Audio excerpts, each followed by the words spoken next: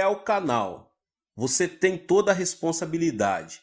Se não desenvolver sua maneira de crer a fim de cooperar com Deus, ele será limitado.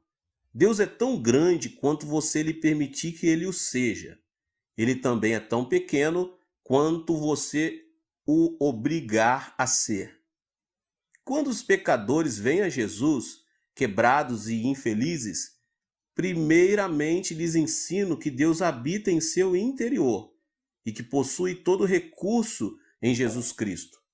Então procuro reeducá-los para que desenvolva seu coração a fim de cooperar com Deus. Todos, sem exceção, partem com nova fé e levam uma vida milagrosa e vitoriosa. Como é que este povo, se todos fossem realmente pobres e cheios de fracasso, pôde dar mais de 20 milhões de dólares à sua igreja de 1969 a 1977? Todos os anos damos cabos de nossos projetos, que geralmente custam de 1,5 milhão a 2 milhões de dólares. Estes membros podem dar porque foram enriquecidos e são sucesso tremendos porque sabem como obter a fonte de recurso. Mas primeiro devem ser limpos dos pecados da carne. A maioria das pessoas lutam com 4 pecados da carne. Pecados estes que devem ser vencidos antes que o cristão possa operar ativamente com Deus. Se não se livrarem destes pecados, seus canais serão tão entupidos que Deus não terá a oportunidade de fluir através deles. Descobri esses pecados durante os meus 20 anos de aconselhamento. Primeiro, as pessoas sofrem por causa do ódio. O primeiro pecado que examinaremos. Se conservar o ódio em seu coração, Deus jamais poderá fluir através de você. E esse ódio, esse espírito não perdoador, será o inimigo número 1 de sua fé. Cristo Jesus destaca esse fato em Mateus 6, 14 e 15. Porque se perdoardes aos homens as suas ofensas, também vosso Pai Celeste vos perdoará. Se, porém, não perdoardes aos homens as suas ofensas, tampouco vosso Pai vos perdoará as vossas ofensas. Depois de pregar o 4º sermão no domingo de manhã, estou tão cansado que não desejo ver ninguém. Se alguém deseja falar comigo, primeiro tem de passar por minhas secretárias. Elas examinam cuidadosamente os pedidos. Se alguém consegue chegar à minha porta, é porque está em grande necessidade. Certo dia, depois de meu 4º sermão, um senhor bateu à porta do meu escritório. Abri a porta e ele entrou. Pensei que ele estivesse bêbado porque andava cambaleando. Sentou-se e tirou algo do bolso. Um punhal afiado. Fiquei atemorizado. Pensei, como é que as secretárias deixaram-no entrar aqui? Ele carregava um punhal e assim mesmo o deixaram entrar. Eu estava realmente assustado e quando ele empunhou a arma, preparei para defender-me dizendo, não use essa faca. Diga-me por que veio aqui, respondeu ele. Senhor, vou cometer suicídio, mas primeiro vou matar minha esposa, meu sogro, minha sogra e todos os que se encontram ao meu redor. Um amigo meu aconselhou-me a vir a assistir um dos seus cultos antes de fazer todas estas coisas. Vim e assisti ao 4º culto. Escutei com atenção, mas não pude entender nenhuma de suas palavras. Não pude entender seu sotaque e não consegui compreender nada do que o Senhor disse. De modo que depois de ouvir o que o Senhor tem a dizer, vou sair para realizar todos os meus planos. Estou morrendo. Tenho tuberculose e tenho excesso de tosses o tempo todo. Estou morrendo. Acalme-se, disse-lhe. Sente-se aqui e conte-me sua história. Bem, respondeu ele, durante a última etapa da Guerra do Vietnã, eu servi como mecânico e era um motorista. Trabalhei em todas as linhas de frente, construindo trincheiras e estradas, arriscando a vida a fim de ganhar mais dinheiro. Enviava todo o dinheiro para minha mulher, e quando a guerra acabou, mal tinha o suficiente para sair do Vietnã. Mandei-lhe um telegrama de Hong Kong e esperava vê-la com as crianças no aeroporto de Seul. Mas ao chegar lá, não vi nem sombra deles. Pensei que talvez tivessem recebido meu telegrama, mas quando cheguei correndo em casa, descobri estranhos morando lá. Descobri que minha mulher tinha fugido com um jovem. Ela me havia deixado, levando todas as minhas economias. Morava em outra parte da cidade. Fui até lá e implorei-lhe que voltasse para mim. Ela se negou terminantemente. Fui ver meu sogro e minha sogra a fim de expor-lhes o caso. Deram-me $40 e me expulsaram de sua casa. Em menos de uma semana, eu tinha um ódio ardente em meu coração e comecei a vomitar sangue. Agora a tuberculose acaba comigo rapidamente e não tenho esperança alguma. Vou destruí-los um por um. Então matarei a mim mesmo depois. Cavalheiro, disse-lhe eu, essa não é a maneira de fazer vingança. A melhor maneira de se vingar é encontrar um novo emprego, construir um lar mais lindo e melhor e mostrar a ele do que você é capaz. Desta maneira você realmente poderá vingar-se. Mas matá-los e depois matar a si mesmo não lhe trará satisfação alguma. Odeio-os, clamou ele. Enquanto os odiar, vai destruir-se, disse eu. O ódio destrói mais a pessoa que odeia do que aos outros. Por que você não experimenta Jesus? Perguntei.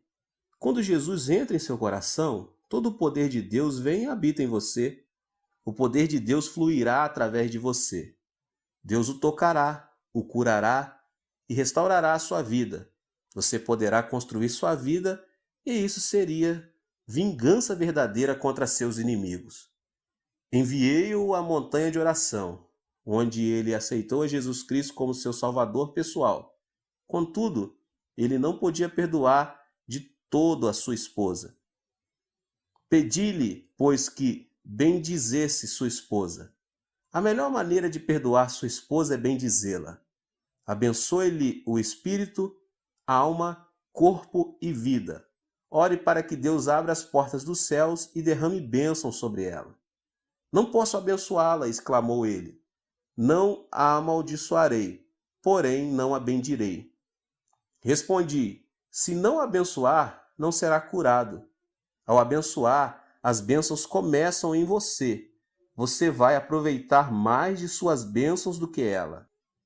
Temos um ditado que diz, se deseja sujar o rosto dos outros com barro, terá primeiro que sujar suas mãos. De modo que, se amaldiçoar sua mulher, a maldição primeiro tem que sair de sua boca e você será amaldiçoado primeiro. Mas se abençoar sua esposa, a palavra de bênção procederá de seu coração, saindo-lhe pela boca e você será abençoado primeiro. Assim sendo, vá em frente e bendiga-lhe. Ele começou a abençoá-la, a princípio por entre os dentes, e orou. Ó Deus, abençoa minha mulher, abençoa e dá-lhe a salvação. Ó Deus, dá-lhe a bênção. Ele continuou a bendizer-lhe e em menos de um mês foi completamente curado da tuberculose e sua vida foi transformada. O poder de Deus começou a emanar dele e sua face brilhava. Ao encontrá-lo um mês mais tarde, ele exclamou excitadamente, ó Pastor Cho, regozije-me no Senhor. Louvo a Deus porque agora realmente aprecio de verdade a minha esposa. Foi por ela ter me deixado que encontrei Jesus. Oro por ela todos os dias. Renovei minha licença para dirigir tratores. Tenho um novo emprego. Estou construindo um novo lar e espero que minha esposa volte para mim. Este homem louvava ao Senhor. Ele construía sua vida através do poder de Deus que tinha começado a emanar de sua vida. Ele estava curado de espírito e corpo. Se não se livrar de seu ódio, não poderá entrar em contato com o Senhor. Quando você sair a pregar o Evangelho, deve ajudar as pessoas a compreender isto. Certo dia, uma professora veio ver-me. Ela era a diretora de uma escola e sofria de artrite. Tinha ido a todos os hospitais, mas não tinha sido curada. Impus as mãos sobre ela, orei e repreendi a doença. Gritei, fiz tudo o que podia, mas Deus não a tocou. Muitas pessoas tinham sido curadas na igreja, mas a despeito de tudo, ela não era curada. Afinal, comecei a desistir. Mas certo dia o Espírito Santo me disse: não grite, ore e repreenda. Não posso fluir através dela, porque ela odeia o ex-marido. Eu sabia que ela se tinha divorciado 10 anos antes. Então, enquanto ela estava sentada à minha frente, eu disse: irmã, por favor, divorcie-se do seu marido. Ela olhou para mim e disse: pastor, o que o senhor quer dizer com divorciar-se de meu marido? Nós estamos divorciados há mais de 10 anos. Não, não, não, estou, respondi-lhe. Oh, sim, insistiu ela. Sim, respondi, é claro que estão, legalmente. Mas mentalmente você nunca se divorciou dele. Você o amaldiçoa todas as manhãs. Todos os dias você o amaldiçoa e odeia. Em sua imaginação, nunca se divorciou do seu marido. Em sua mente ainda vive com ele. E esse ódio está lhe destruindo e secando-lhe os ossos. Por causa disto, sua artrite não tem cura. Médico algum pode curá-la. Retorquiu ela. Mas ele causou-me tanto prejuízo. Quando me casei com ele, ele nunca arrumou um emprego, esbanjou todo o meu dinheiro, destruiu minha vida e depois foi viver com outra mulher. Como é que posso amá-lo? Respondi: amá-lo ou não é problema seu, mas se não o amar, morrerá de artrite. A artrite somente será curada pelo poder de Deus. O poder de Deus jamais cairá do céu como um meteoro a fim de tocá-la e curá-la. Não, continuei. Deus habita dentro de você. Ele vai emanar de seu interior e curá-la. Mas seu ódio impede o fluxo do poder de Deus. Por favor, comece a bendizer seu marido. Bendiga seu inimigo e faça bem a ele. Então aprenderá a amá-lo e criar um canal pelo qual o Espírito de Deus vai fluir e tocá-la. Ela tinha o mesmo problema do homem que sofria de tuberculose. Chorando, ela disse: não posso amá-lo. Pastor, por favor, perdoa-me. Não o odiarei, mas não o amarei. Você não pode parar de odiá-lo se não o amar, respondi. Veja seu marido através da imaginação. Toque-lhe e diga-lhe que o ama e o abençoe. Uma vez mais, ela relutava, de modo que fiz uma oração por ela. Ela chorava mordendo os dentes, mas afinal começou a sentir amor por ele e, orando, pediu a Deus que o abençoasse, que o salvasse e que lhe desse todas as boas coisas. O poder de Deus começou a fluir através dela e ela foi tocada. Em menos de 3 meses foi libertada da sua artrite. Sim, Deus habita em você, mas se você não se livrar do ódio, esse inimigo, o poder de Deus não poderá fluir por seu intermédio. Muitas pessoas vivem o temor. É nossa responsabilidade como cristãos ajudar essas pessoas a livrar-se deste medo, o segundo pecado neste grupo de 4 que estamos falando. Também já sofri de tuberculose.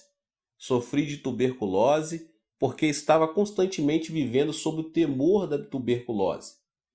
Na escola secundária, eu tinha uma aula na qual devia lidar com garrafas de álcool, com ossos e intestinos humanos.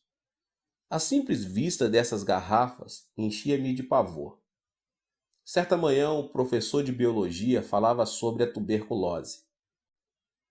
Naquela época não havia remédios miraculosos, e o professor disse que se contraísse tuberculose estaríamos perdidos, e nossos intestinos teriam a aparência do que estávamos naquelas garrafas, para o resto de nossa vida. Falou dos perigos da tuberculose e no final da aula disse: Há pessoas que nascem com tendência para a tuberculose. Homens com ombros estreitos e pescoços compridos são mais propensos a contrair tuberculose. Todos os alunos começaram a esticar os pescoços e a medi-los como se fossem cegonhas. Olhando para os meus companheiros, vi que eu tinha o pescoço mais comprido de todos. Imediatamente tive o pressentimento de que contrairia tuberculose. O temor oprimia-me o coração. Quando cheguei em casa, olhei no espelho, medi o pescoço a tarde toda. O temor invadiu-me e comecei a viver sobre agudo temor da doença. Quando completei 18 anos de idade, sofri de tuberculose. O semelhante atrai o semelhante, e o igual produz seu igual. Se a pessoa tiver medo, o diabo tem um canal aberto para qual atingi-la. Temor é fé negativa. De modo como eu tinha medo da tuberculose, contraí tuberculose, e à medida que vomitava sangue, dizia a mim mesmo: sim, é exatamente isto que eu esperava.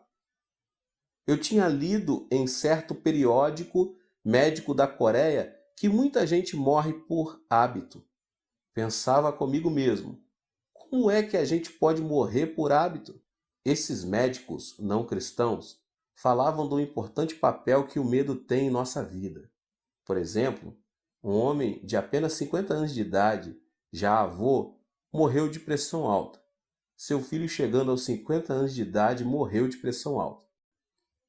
Ao chegar aos 50 anos de idade, no instante em que sentia alguma tontura, ele há de pensar: ó, isso é um ataque de coração. Se sentir alguma dor no peito, espera imediatamente outro ataque. Vive cada dia com o seu temor e expectativa. O medo cria esta situação em seu corpo e logo ele está de morrer de um ataque cardíaco. Muitas mulheres morrem por causa do medo do câncer. Certa mulher poderia dizer: bem, minha tia morreu de câncer, minha mãe morreu de câncer, de modo que com certeza também morrerei de câncer. Quando essa mulher chegar à mesma idade na qual sua tia e sua mãe faleceram e sentir qualquer tipo de dor, poderá dizer: ó, isto é o câncer. Certamente está chegando meu tempo. Ela há de esperar todos os dias, dizendo a si mesma que vai sofrer de câncer, e repetirá esse pensamento muitas vezes. É desta maneira que os médicos diziam que a pessoa morreria por hábito. Se a pessoa tiver um temor específico, então o poder da destruição começará a fluir. Em 1969, quando Deus me pediu que renunciasse ao pastorado de minha segunda igreja, eu tinha 10.000 membros batizados com uma assistência regular de 12.000. Eu vivia feliz, sentia-me bem satisfeito. Tinha uma linda casa, uma esposa maravilhosa, filhos, carro do último modelo e até chofé.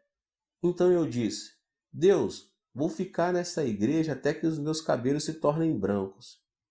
Mas certo dia, enquanto estava orando em meu escritório, o Espírito Santo veio e disse: Cho, seu tempo aqui terminou. Você deve preparar-se para mudar. Ó Senhor, disse eu, mudar-me?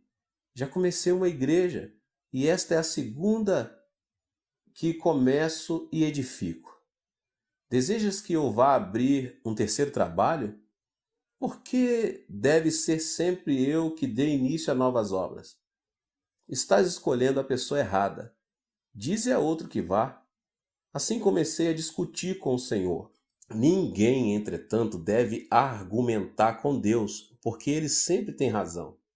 Finalmente, Deus persuadiu-me dizendo: você deve ir e edificar uma igreja com espaço para 10.000 pessoas. Uma igreja que possa enviar pelo menos 500 missionários. Pai, repliquei, não posso fazer isso. Tenho pavor mortal de edificar uma igreja desse tamanho. Mas Deus disse: não. Disse-lhe que vá e você tem que ir. Consultei um construtor acerca dos custos. Disse-me ele por alto que eu ia precisar de pelo menos 2,5 milhões de dólares só para a igreja. Para o terreno precisava de outro 500 mil e para o terreno contíguo a fim de construir o complexo de apartamentos outros 2 milhões. Um total de não menos 5 milhões de dólares. Perguntou-me quanto dinheiro eu tinha. Disse-lhe que possuía 2.500 dólares. Ele olhou para mim espantado, sacudiu a cabeça e não disse nada. Então fui a uma reunião dos anciões da igreja e contei-lhes o plano. Certo ancião disse: Pastor, quanto dinheiro o senhor vai conseguir nos Estados Unidos? Nenhum centavo, disse-lhe eu. Disseram: O senhor é um bom homem, um ministro genuíno, mas não é homem de negócios. Não é assim que se constrói uma igreja em um complexo de apartamentos. Então reuni meus 600 diáconos.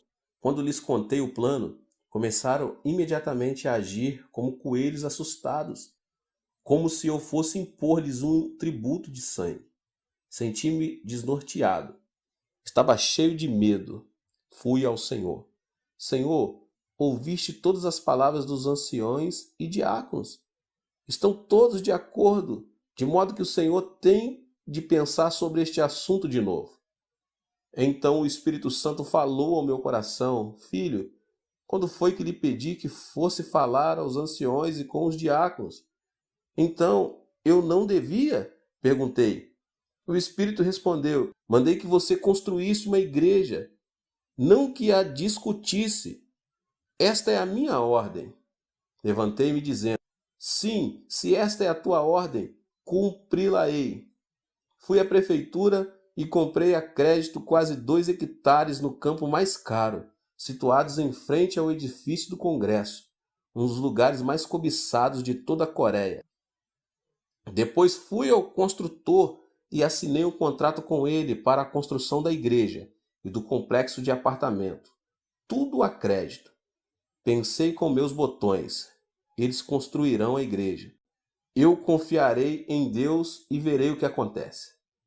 No dia em que comecei as obras, fizemos um culto especial. Finalizado o culto, fui ver como as coisas andavam. Pensei que os trabalhadores abririam umas poucas valas e que ali começariam a colocar o cimento para os alicerces, e que em pouco tempo o edifício estaria terminado. Mas havia dúzia de tratores trabalhando e cavando a terra como se fossem fazer um lago. Fiquei louco de medo e perguntei: Pai, como vês estes homens estão escavando? Eu terei que pagar por tudo isso. Não posso. Fiquei paralisado de medo. Meus joelhos começaram a tremer e pela imaginação me vi sendo levado num carro da polícia. Ajoelhei-me e orei: Ó Deus, o que posso fazer? Onde devo me enfiar? Onde estás tu? Sei que és o recurso total e coloco minha confiança em ti. Enquanto orava, tive uma visão de Deus trabalhando e o medo me deixou.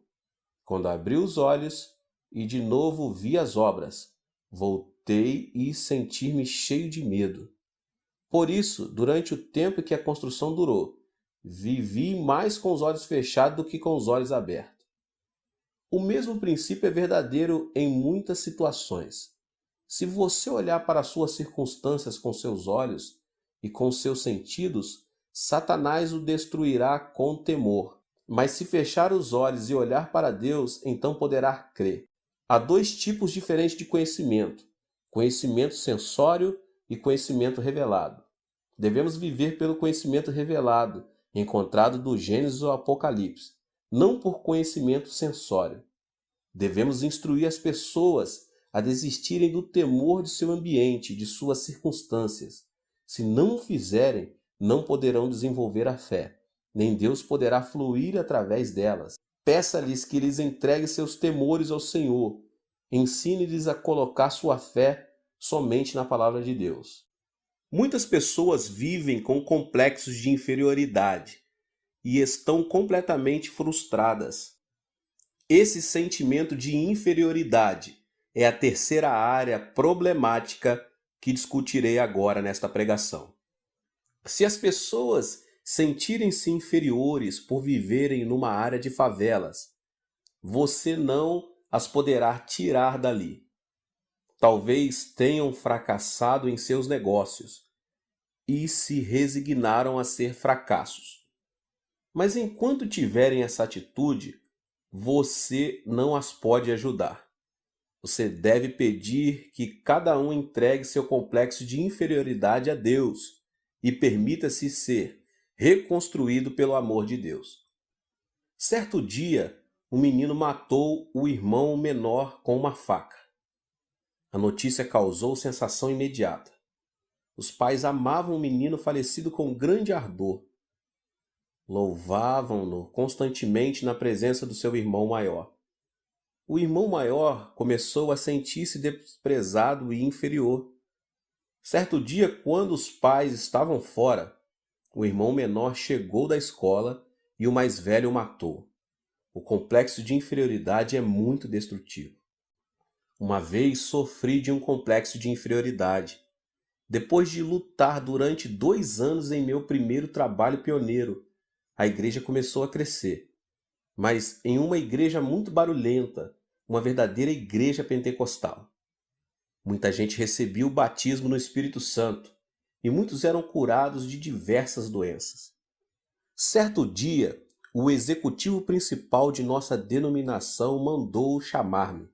Nesta época, eles estavam em meio caminho entre os pentecostais mais ardorosos e os presbiterianos mais conservadores. Perguntaram-me: você realmente está orando pelos enfermos e fazendo com que as pessoas gritem e falem outras línguas em seus cultos? Sim, respondi. Você é um fanático, asseveraram. Não sou fanático. Faço tudo de acordo com o ensino bíblico, defendi-me. Depois de discutir este assunto, cassaram minha licença ministerial, me mandaram embora. Fui expulso de minha própria denominação. Depois de algum tempo, o missionário John Huston veio e me levou de volta. Ao ser expulso, fui atingido por sentimentos de inferioridade. Esse complexo de inferioridade produziu em mim um sentimento de destruição. Foi-me difícil sair dessa situação. Na época em que os membros da comissão executiva me expulsaram, entretanto, não sabiam que certo dia eu seria superintendente geral dessa mesma denominação. Esse foi um cargo que ocupei até recentemente. Quando fui eleito para esse cargo, tínhamos somente 2.000 membros. Aplicando as leis da fé e ensinando aos pastores, tive um rápido crescimento. Quando pedi demissão do cargo, as estatísticas revelaram que a denominação contava com total de 30 igrejas e com mais de 200.000 membros. Devemos lidar com os que se sentem incapazes de vencer na vida.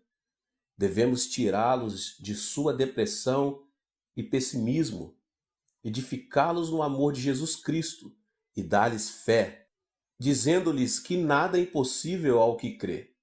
Devemos curá-los e treiná-los. Logo eles se desfarão de seu sentimento de inferioridade. Certo domingo de manhã, enquanto pregava no segundo culto, vi um homem que eu sabia estar mentalmente doente. Ele foi trazido com os pés e mãos amarrados. Nesse dia, estávamos fazendo compromisso para terminarmos com êxito a 5ª etapa da construção. Muitas pessoas estavam preenchendo cartões de compromisso. Quando esse homem recebeu um cartão, ele o preencheu com a quantia de $100. Sua esposa riu quando os diáconos passaram para recolher as ofertas.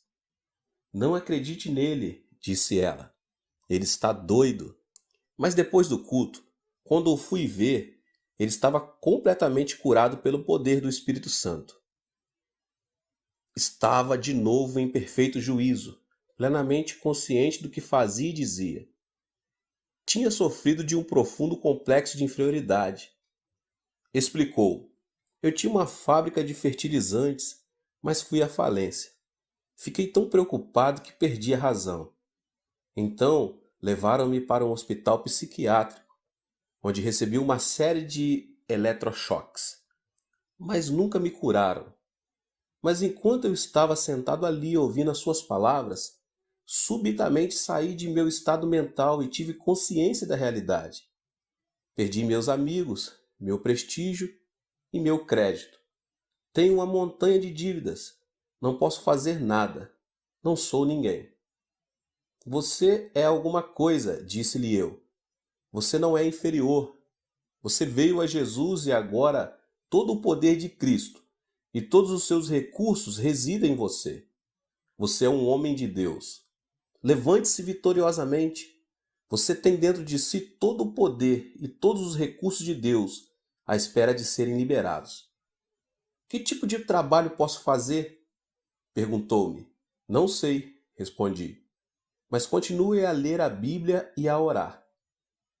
Certo dia ele voltou cheio de entusiasmo. Pastor, li o versículo da Bíblia que diz sermos o sal da terra e a luz do mundo. Que lhe parece eu entrar no negócio de vender sal a varejo? Se você acredita nisso, vá em frente, disse eu. Faça-o. Ele se foi e começou a vender sal em pequena escala. Pagou seus dízimos, pagou a promessa que tinha feito e regozijava-se muito no Senhor. Deus começou a abençoá-lo e seu negócio de vender sal prosperou muito. Com o passar do tempo, ele construiu um grande armazém à beira do rio, onde colocou um capital de $500 em sal. Mas certa noite de verão chovia torrencialmente e pela manhã, quando me levantei, a área toda estava inundada. O armazém dele estava inundado. Fiquei apreensivo. Nesta tarde, depois da parada da chuva, corri à casa dele. Outros artigos e materiais podem ser recuperados depois de uma inundação, mas o sal é o muito amigo da água. Ao entrar no seu armazém, vi que todo o sal tinha desaparecido. O homem, agora ancião de minha igreja, estava sentado no meio do depósito, cantando e louvando a Deus. Entrei sem saber se ele estava em perfeito juízo ou não. Cheguei-me a ele e perguntei: Você está bem ou está louco? Pastor, estou perfeitamente bem, sorriu ele. Não estou louco. Não se preocupe. Perdi tudo. Deus o levou. Mas como o Senhor sempre me tem dito, os recursos todos estão dentro de mim.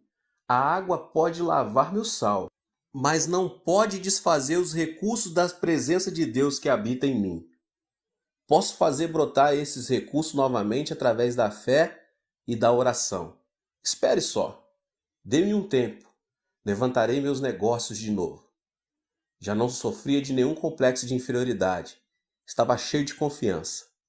Hoje ele é um multimilionário e continua a vender sal. Também começou a fábrica de relógios e tem sua fábrica própria. Ele já me acompanhou a Los Angeles, a Vancouver e a Nova York. Recentemente fez uma viagem à Europa.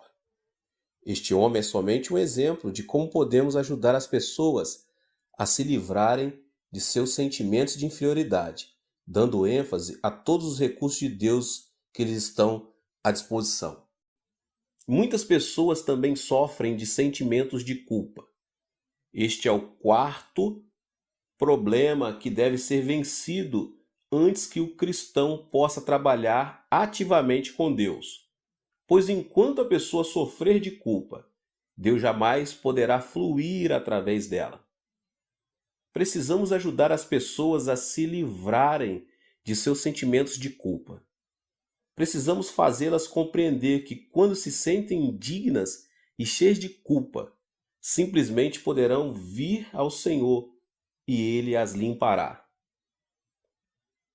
Certo dia eu estava em meu escritório, quando entrou um lindo casal.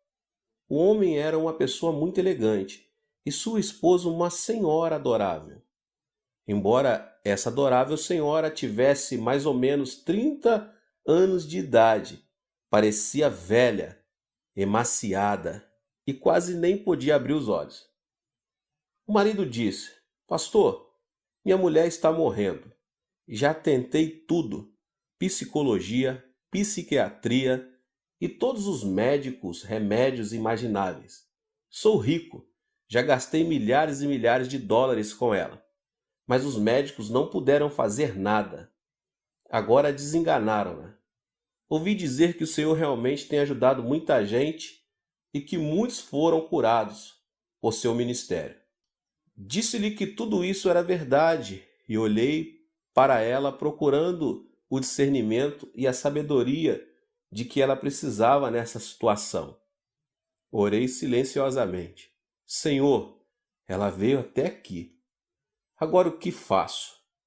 Imediatamente a voz de Deus falou.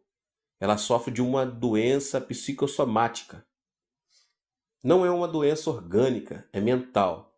Pedi que o marido saísse do escritório e, voltando-me para a mulher, disse: A senhora deseja viver? É preciso que viva por causa de seu marido, pelo menos.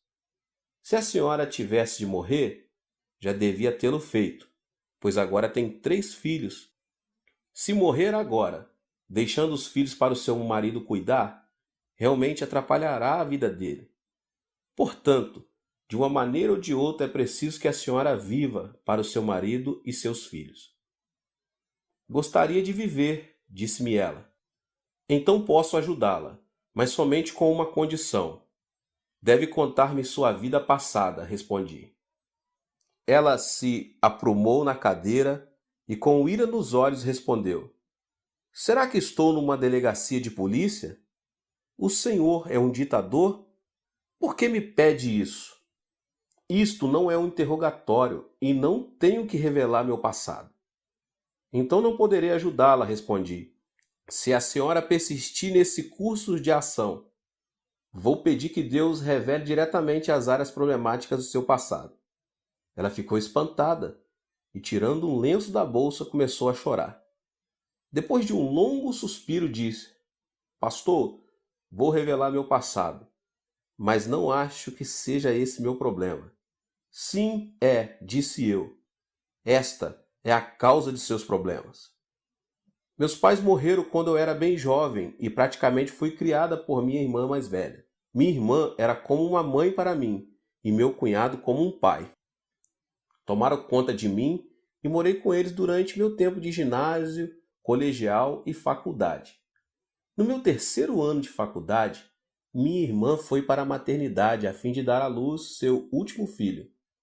Durante o tempo em que ela esteve lá, eu tomei conta da casa e das crianças. Sem saber o que estava acontecendo, meu cunhado e eu nos apaixonamos. Não sei o que aconteceu comigo, mas caímos num relacionamento imoral. Logo a culpa alojou-se em meu coração. Desse momento em diante eu morreria de culpa. Mas meu cunhado continuava a telefonar-me de seu escritório e constantemente nos encontrávamos em motéis, hotéis e estações de água. Tive vários abortos e ainda assim não podia recusar os pedidos de meu cunhado. Eu morria de medo de minha irmã descobrir. Por isso meu cunhado intimidava-me continuamente. Eu estava sendo destruída aos poucos. Ao formar-me, decidi que casaria com o primeiro homem que me propusesse casamento. Encontrei um emprego e o jovem que agora é meu marido pediu-me para que casasse com ele. Nada perguntou do meu passado. Aceitei porque assim me afastaria de meu cunhado. Casei-me com ele e com o correr do tempo ele se tornou muito rico. Demitiu-se do seu antigo emprego e começou o seu próprio negócio. Agora está rico. Temos um bom lar, dinheiro, tudo. Mas desde o dia em que caí com meu cunhado, tenho sofrido destes fortes sentimentos de culpa. Sempre que tenho relações com meu marido, sinto-me como se fosse uma prostituta. Não tenho o direito de receber o seu amor. Por dentro choro amargamente. Meus filhos são como anjos. Gostam de me abraçar dizendo mamãe. E odeio a mim mesma. Sou eu que sou uma prostituta. Não sou digna de receber este tipo de amor de meus filhos. Não gosto de ver meu rosto no espelho e é por isto que me visto de maneira tão desleixada. Perdi o apetite e não sinto nenhuma felicidade ou alegria no coração. A senhora deve perdoar-se a si mesma, disse-lhe. Tenho boas novas para a senhora. Jesus Cristo veio e morreu na cruz pela senhora e pelos seus pecados. Nem mesmo Jesus pode perdoar os meus pecados, clamou ela, chorando. Meus pecados são grandes e profundos demais para serem perdoados. Fiz de tudo. Todo mundo pode ser perdoado, menos eu. Enganei minha irmã e não posso confessar-lhe o que fiz. Isso prejudicaria sua vida toda. Indaguei silentemente. Senhor, como posso ajudá-la? Tens de ajudar-me. Então ouvi um suave sussurro em meu coração e subitamente ocorreu uma ideia. Irmã, feche os olhos. Pedi-lhe fazendo o mesmo. Vamos até um lago lindo e silencioso. Agora estamos assentados à margem do lago. Há muito cascalho ao nosso redor. Tenho na mão uma pedrinha de cascalho. Por favor, apanhe uma pedra grande e joguemos o cascalho e a pedra dentro do lago. Vou jogar primeiro. Segure a pedrinha e jogue-a no lago. Ouviu o barulho da água? Um leve murmúrio e umas ondas. Onde está a minha pedrinha agora? Foi para o fundo do lago, respondeu ela. Certo, respondi. Agora é sua vez. Jogue a sua pedra. Sim, a senhora pode jogá-la. Muito bem. Qual foi o barulho dela? Foi grande e formou grandes ondas, respondeu ela. Mas onde está a sua pedra? Perguntei. No fundo do lago, respondeu ela. Bem, parece que ambas as pedras foram para o fundo do lago quando as jogamos. A única diferença foi o ruído e as ondas. A minha fez um barulhinho e a sua produziu um grande ruído. A minha produziu pequenas ondas, a sua produziu ondas enormes. As pessoas vão para o inferno com pecados pequenos e grandes, pois estão sem Jesus Cristo. E qual é a diferença? O ruído e a sua influência na sociedade. Todo mundo precisa do perdão de Jesus Cristo. O sangue de Jesus cura todos os pecados, grandes ou pequenos. Isto tocou-lhe a alma e ela despertou para a verdade. Quer isso dizer que Deus pode perdoar os meus pecados? É claro, respondi. Ela afundou-se na cadeira chorando e estremecendo. Tentei encorajá-la, mas ela continuou a chorar. Então coloquei a mão sobre a sua cabeça e levei-a a fazer a oração do pecador. Depois da oração, quando ela levantou o rosto, vi seus olhos brilhando como estrelas. De sua face começou a irradiar glória.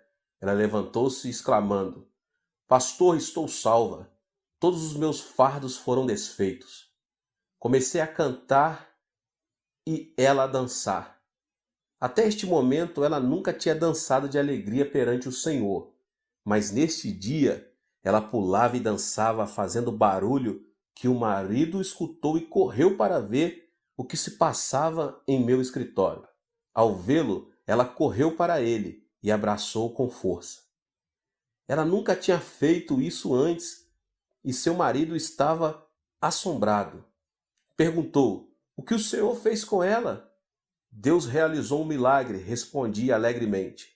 E voltando-me para a esposa, disse, deve entregar todo o seu coração ao Senhor. Ele fez grandes coisas por você. Em breve, ela tinha livrado totalmente o seu sentimento de culpa. O poder de Deus emanou do seu interior e ela foi curada por completo. Esse casal agora é de minha igreja e sempre que olho para o rosto dessa senhora, não posso deixar de pensar no amor de Jesus Cristo. Agora ela não tem doença alguma, foi completamente curada. Ao soltar seu sentimento de culpa, o poder de Deus pôde fluir. Irmãos e irmãs, em Cristo, neste instante, vocês têm todo o poder de Deus dentro de vocês. Podem recorrer a esse poder por seus gastos, suas roupas, seus livros, sua saúde, seu negócio, finanças, estudos e tudo. Quando saírem para pregar o Evangelho, não estarão pregando um objetivo vago, uma teoria, uma filosofia ou uma religião humana. Na verdade, estarão ensinando as pessoas a destapar o manancial inesgotável dos recursos morais e espirituais. Estarão dando Jesus para as pessoas e, por